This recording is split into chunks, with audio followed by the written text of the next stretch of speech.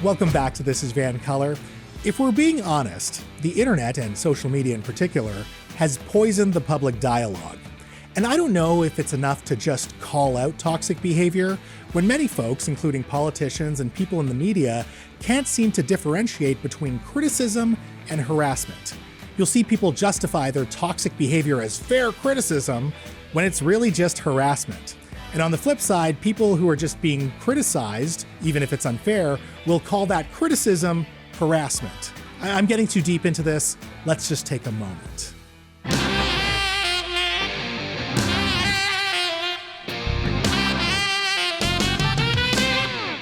If you're a public figure or someone who puts themselves out there on the internet, you'll probably get negative feedback, disagreement, judgment, trolling, abusive comments, threats, or even worse. I've experienced it, from people disagreeing with me, to hating the sound of my voice, to calling for me to lose my job, to labeling me a terrorist. I can accept the first three of those examples as criticism, even if I think they're unfair or unfounded, whatever. But I hope we can agree that the last one, being called a terrorist, is harassment.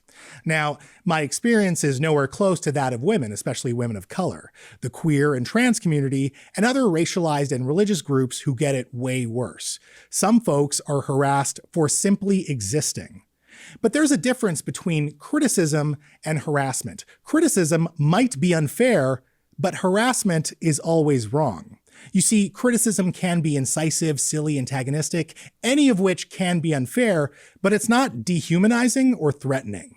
But all harassment, whether it's objectifying someone's physical appearance or health, using derogatory slurs or bigoted arguments, threatening or wishing physical harm on someone, invoking someone's family, accusing someone of crimes without any evidence, all forms of harassment are wrong.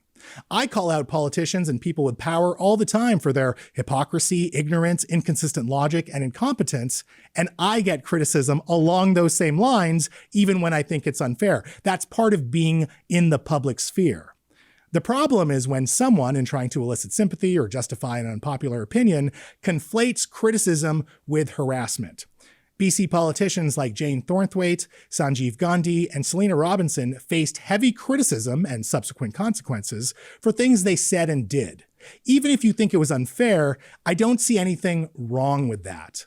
But those same politicians were also subject to abusive comments and threats, many forms of harassment, which is unequivocally wrong, as much as you and I may have agreed or even participated in the criticism against them. And if you cannot separate criticism from harassment, whether as an observer, participant, or target, then maybe the public discourse isn't for you.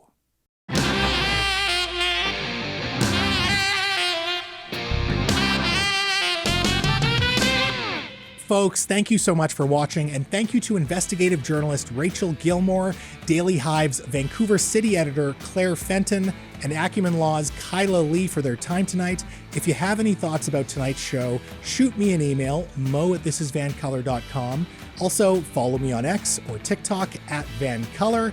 We will be back next week. For now, though, this is VANCOLOUR, and I'm Mo Amir, telling you that in a province where you can be anything, be colorful. Peace.